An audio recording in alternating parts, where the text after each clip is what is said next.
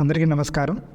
నా పేరు నగేష్. నేను ఆర్థోపెడిక్ సర్జన్గా అసిస్టెంట్ ప్రొఫెసర్గా విశ్వభారతి మెడికల్ కాలేజ్ అండ్ హాస్పిటల్లో పనిచేస్తున్నాను.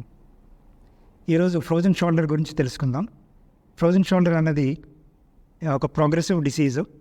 భుజం స్టిఫ్నెస్ పెరుగుతూ సంవత్సరంన్నర తర్వాత ఆటోమేటిక్గా తగ్గిపోతుంది.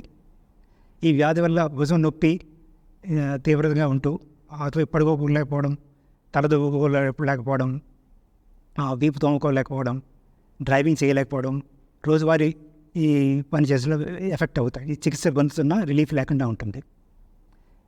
దీనికి కారణాలు ఏం లేదు. షుగర్ ఉన్నా, థైరాయిడ్ ఉన్నా, స్ట్రోక్ వచ్చినా, కార్డియాక్ డిసీజ్ ఉన్నా వాళ్ళు ఎక్కువగా ఇది చూడొచ్చు. ఇది 3 స్టేజ్ల్లో ఉంటుంది. మొదటిది freezing stage or painful stage. ఇది 2 నుంచి 6 నెలలు ఉంటుంది. తర్వాత గ్రాడ్యువల్గా నొప్పి తగ్గిపోయి స్టిఫ్నెస్ స్టేజ్లోకి వెళ్తుంది. అది ఫ్రోజన్ స్టేజ్ అంటారు.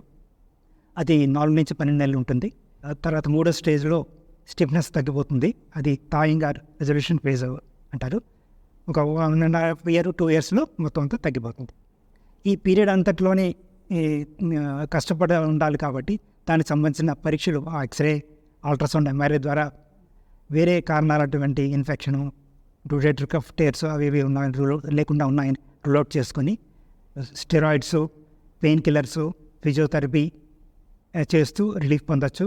ఫిజియోథెరపీతో రిలీఫ్ లేకపోతే మ్యానిపులేషన్ అండర్ అనస్థీషియా అని మొత్తకిచ్చి భుజాన్ని కదిలించి సరిచేయచ్చు. ఆర్థ్రోస్కోపిక్ క్యాప్సులర్ రిలీజ్ అని పద్ధతి ద్వారా చిన్న మైనర్స్ సర్జరీ, కీహోల్ సర్జరీ ద్వారా దళసరైనటువంటి భుజం కండరాన్ని వదులుగా చేయొచ్చు. ఈ జబ్బుకు సంబంధించిన చికిత్సలు, రక్త పరీక్షలు అన్నీ కూడా విశ్వభారతి మెడికల్ కాలేజ్ హాస్పిటల్లో ఉచితంగా ఆరోగ్యశ్రీ ఈ కార్డు ఉన్న వాళ్ళకి ఉచితంగా ఎవరు అందించవచ్చు. వీటిని ఉపయోగించుకుంటారని ఆశిస్తున్నాను.